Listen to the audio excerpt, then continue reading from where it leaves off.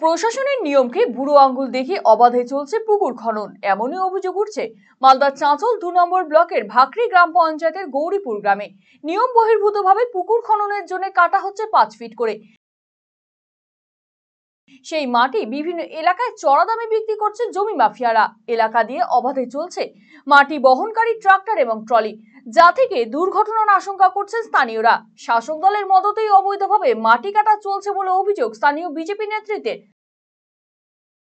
প্রশাসন সব জেনেও চুপ করে আছে বলে অভিযোগ।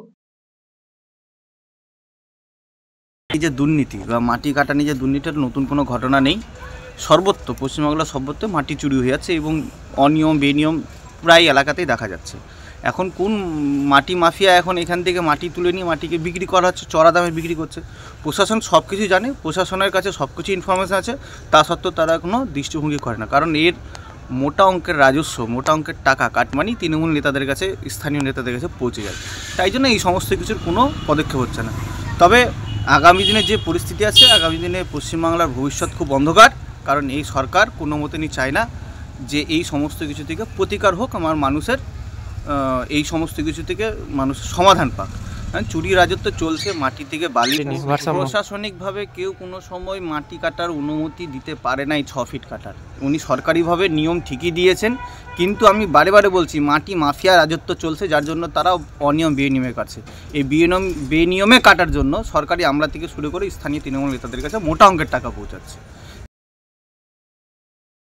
যদিও তৃণমূল নেতৃত্বের দাবি, নিয়ম ভঙ্গ করা হলে প্রশাসন তদন্ত করবে, প্রয়োজন মতো প্রশাসন পদক্ষেপ নেবে বলে দাবি তৃণমূল নেতৃত্বের। কিছু জানা নেই, নিয়ম আছে ৩ ফিট বা ৩.৫ ফিট কাটার। এবার যদি ওখানে ৫ ফিট কাটে, আমি কালকে এসডিওর সাহেবকে ফোন করছি, যেহেতু ওটা চাঁচল 2 এর ব্যাপার করছে।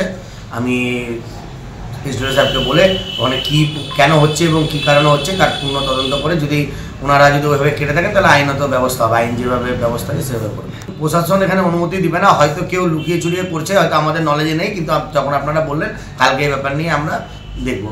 দেখেন, বিজেপি বলে তো কিছু নেই এখন এখানে আমাদের সাব ডিভিশনে। ওরা এগুলো খবরে আসার জন্য নিজেরা একটা খালি মন্তব্য বলছে, ওদের ব্যাপারে কিছু ব্যাপার।